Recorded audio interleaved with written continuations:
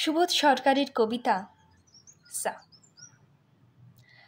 চোখের জলের মতো নিখুঁত ও সুন্দর একটা কবিতা লিখতে পারবো যেদিন, সেদিন তোমাকে চুম্বন করার রাজ অধিকার পাব।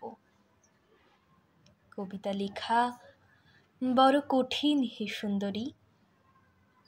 ৪৫ বছর কবিতা আজ মনে হয় আমি যে গন্ধটা পেয়েছিলাম, সেটা কোন হরিণের গন্ধ, কার বাড়ি থেকে এসেছিল জানা যাবে না।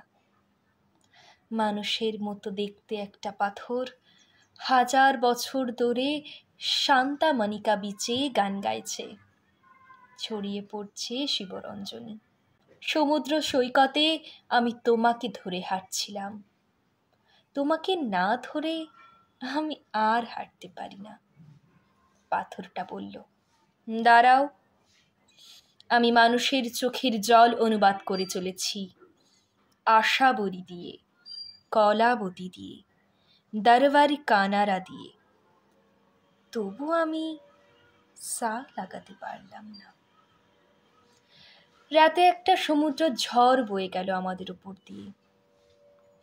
ভোরবেলা পাথরটা গা থেকে বালি সরিয়ে বলল, তোমরা কতটা ভালোবাসো এ ওকে, এতটা এতটা এতটা।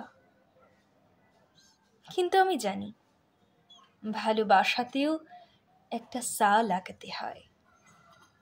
মানুষ এত ১০০০ বছর ধরে ভালোবাসলো, তবু একটা সা লাগাতে পারছে না।